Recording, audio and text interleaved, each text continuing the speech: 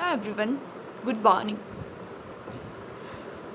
Myself Kalyani Trivedi, continuing the lecture of SY BCom SAM 3, that is of Business Communication. In our previous lecture we have completed the Unit 1, discussion of Unit 1. In Unit 1 we were having topics like meaning of communication, definitions of communication, process of communication and objectives of communication. It is all about Unit 1 and we have now started moving towards the next lecture, Unit 2, that is about methods of communication. There are two methods most probably to communicate, verbal and non-verbal.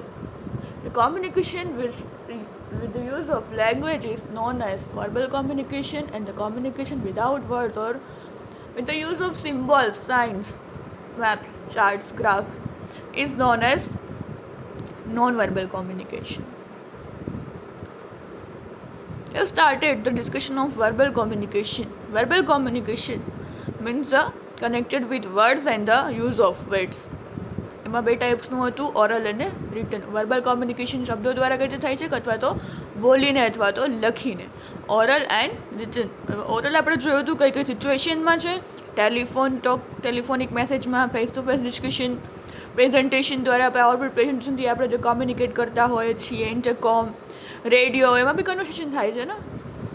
Conversation એટલે વાતચીત, topic discussion, tape recorder દ્વારા, speeches, interview and ગ્રાપેવાઇન એટલે ગોસિપ્સ દ્વારા જે વાતો એકથી બીજી વ્યક્તિ સુધી જે પહોંચાડવામાં આવે છે, જે માહિતી સાચી નથી પહોંચતી, પણ that is grapevine, that is known as ગ્રાપેવાઇન.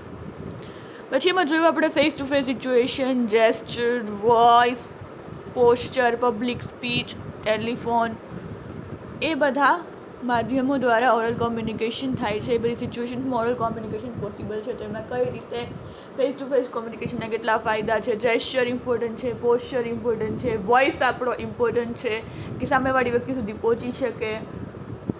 Telephonic talk હોય તો એમાં ફિઝિકલ માણસ નથી જોઈ શકાતું, એમાં ખાલી શબ્દો દ્વારા થાય છે, અને શબ્દો પણ ક્લિયર કન્વર્સેશન હોવું જોઈએ, ક્લિયર લેંગ્વેજ ભાષા બોલી શકતા હોવા જોઈએ, નહીં તો 9નું 5 થઈ જશે અને 5નું 9 થઈ જશે, તો એ પણ એક ગડબડ થઈ જશે, પ્રોબ્લેમ ક્રિએટ કરશે. તો એ પણ બોલવામાં પણ ધ્યાન રાખવાનું છે કે ભાઈ જે આપણે શબ્દો બોલીએ છીએ, વર્ડ્સ, એ ક્લિયર સ્પીકિંગ કરીએ તો તેનાથી દ્વારા સામેવાળા વ્યક્તિ એ જ રીતે સમજી શકે.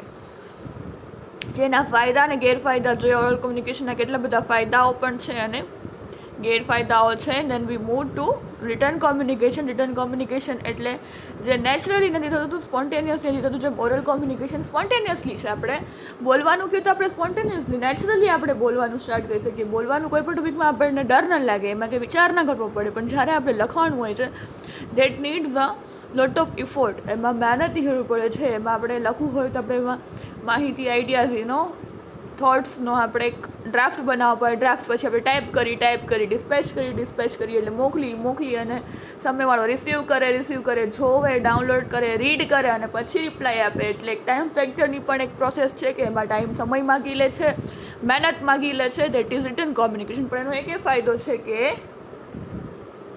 પ્રૂફ તરીકે રહી શકે લીગલી. બાકી ઓરલ કોમ્યુનિકેશનના કોઈ પ્રૂફ નથી, વેલિડિટી નથી.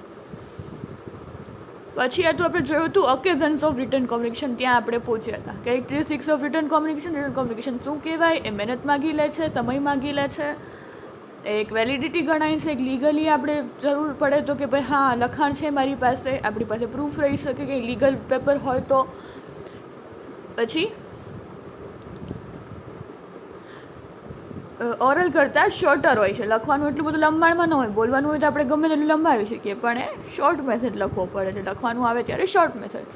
બિઝનેસમાં કયા ઓકેઝન્સમાં રિટર્ન કોમ્યુનિકેશનનો ઉપયોગ થાય છે બિઝનેસમાં?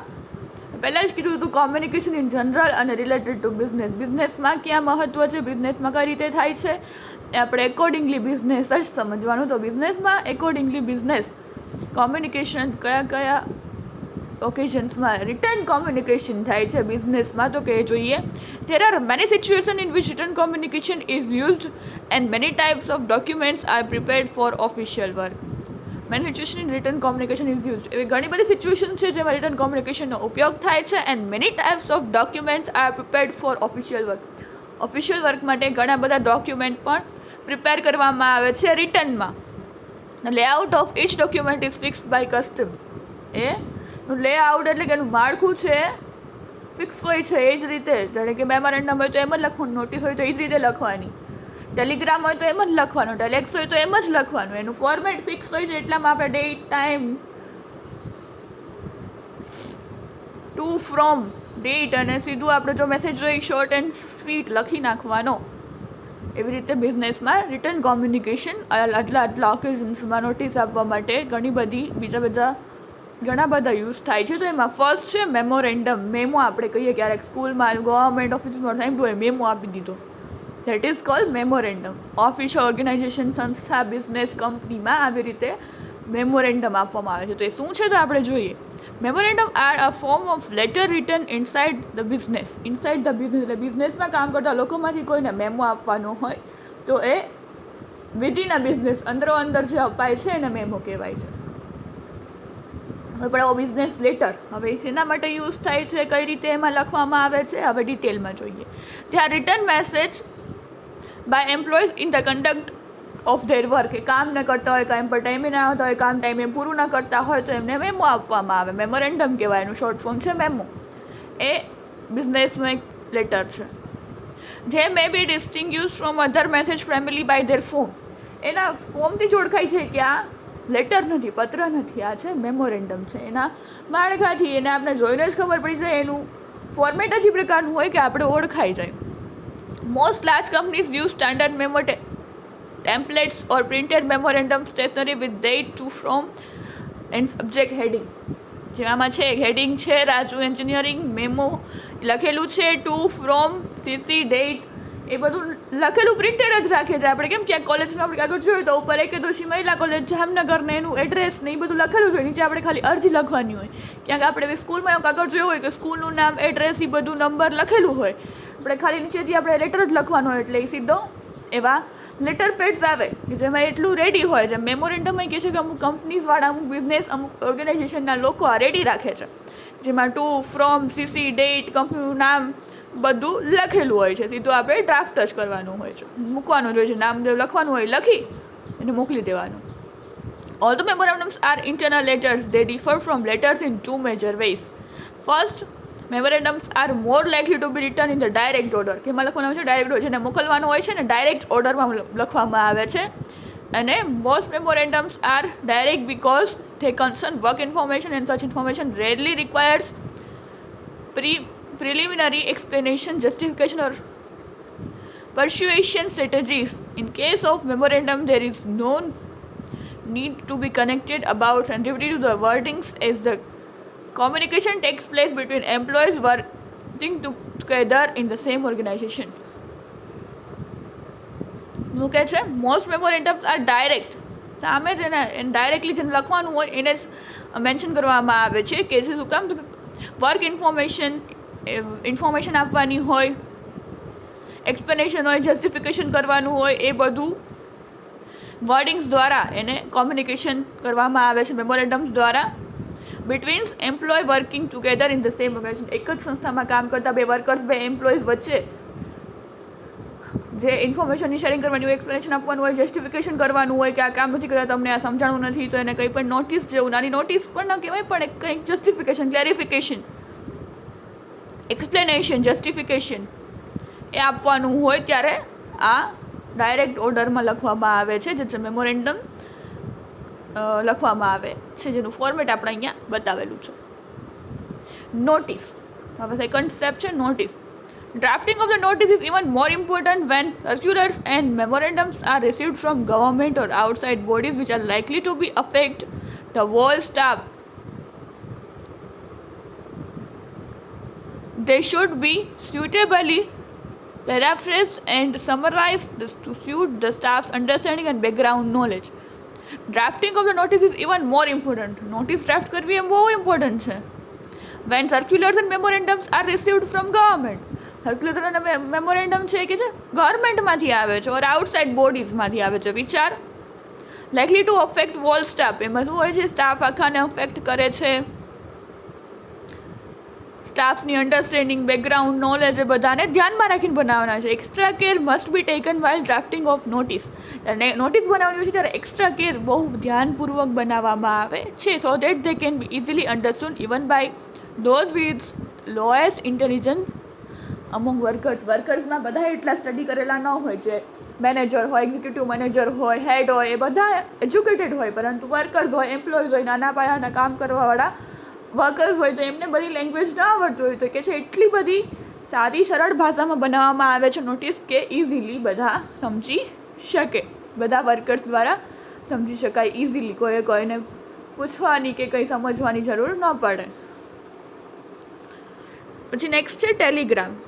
Urgency to communicate a matter may arise due to may exigencies personal as well as official. Official કે પર્સનલ યુઝ માટે જ્યારે ઇમરજન્સીમાં અર્જન્સીમાં કોમ્યુનિકેશન કરવાનું હોય છે ત્યારે ટેલિગ્રામનો ઉપયોગ થાય છે. whenever there is need to ensure dispatch and communication between person located in far away places, telegrams come in handy.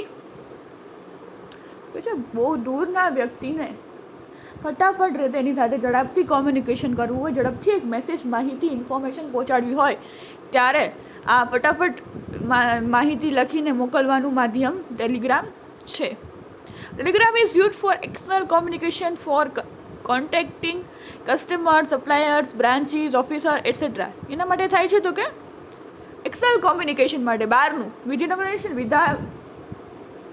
Within organisation એટલે ઓર્ગેનાઇઝેશનની અંદર, સંસ્થાની અંદર કોમ્યુનિકેશન થાય, સંસ્થાની બહાર એક્સટર્નલ કોમ્યુનિકેશન, બીજી કંપની, બીજા કસ્ટમર, બીજા બિઝનેસમેન સાથે કોમ્યુનિકેશન કરતા જે આઉટસાઇડ દૂર છે એમની સાથે કોમ્યુનિકેશન કરવામાં પણ, કસ્ટમર માટે, સપ્લાયર માટે, અલગ અલગ બ્રાન્ચીસ હોય ત્યાં કોમ્યુનિકેશન કરવા માટે, અલગ અલગ ઓફિસીસમાં કોમ્યુનિકેશન કરવા માટે એનો ઉપયોગ થાય છે. Telegram elicits gets immediate response. એમાં તમને તાત્કાલિક રિસ્પોન્સ મળી શકે છે. એનો બેનિફિટ છે. Telegram is to be written on a form supplied by the telegraph office. Telegraph office દ્વારા જે આપણે ટેલિગ્રામ મોકલીએ છીએ તાર એવો પહેલાં કહેતા તાર યા ટેલિગ્રામ જૂનું છે બધું. અત્યારે આપણે મેલ ખબર હોય, ટેલિગ્રામ જે આપણે એપ્લિકેશન છે એ ખબર હોય, મેલ સર્વિસ ખબર હોય, આપણે એ બધા દ્વારા કોમ્યુનિકેશન કરતા હોય છે. ઘણી બધી એપ્લિકેશન છે જેના આપણે કોમ્યુનિકેશન, આપણી માહિતી તાત્કાલિક ધોરણે આપણે બીજા વ્યક્તિને પહોંચાડી શકીએ છીએ, ભલે એ ગમે તેટલું આપણાથી દૂર હોય. Telegram is to be written by using as few words as possible. બહુ જ ઓછા શબ્દોમાં લખવામાં આવે છે. એમાં શબ્દો વધારે લખી શકાતું નથી. જેમ ટૂંકાણમાં પતે એટલી શોર્ટ માહિતી, મેસેજ મોકલવાનો હોય છે. But at the same time, economy of words should never be at the cost of clarity. Economy of words should never be at the cost of clarity. સારી રીતે સમજાય એ પણ જરૂરી છે. ખાલી માહિતી ટૂંકાણમાં લખવી નહીં, ટૂંકાણમાં એ રીતે લખો કે તમે ક્લેરિટી સામેવાળા સારી રીતે ક્લિયરલી સમજી શકે, એ પણ ઇમ્પોર્ટન્ટ છે. Telegram is a fastest way of communication, જેમાં ફટાફટ દૂર રહેલા વ્યક્તિને એબ્રોડ હોય, ક્યાં પણ હોય, એને ફટાફટ ટેલિગ્રામ ઓફિસમાંથી ટેલિગ્રામ કરી શકાય છે અને એ રિટર્ન ફોર્મમાં હોય છે અને ઇમિડિયેટ રિપ્લાય પણ મેળવી શકાય છે. That is all about Telegram.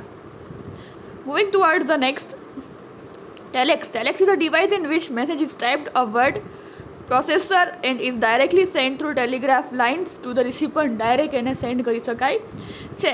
As in Telegram the entire message is return in a capital block letters. હોય અમુકમાં એ બધું કેપિટલમાં લખવું પડે, એટલે કે છે અહીંયા ટેલેક્સમાં શું છે તો કે એ જે લેટર લખાય છે ટેલિગ્રાફ એ આખું કેપિટલ એટલે બ્લોક લેટર્સમાં લખાય છે. આ period is use instead of the word stop.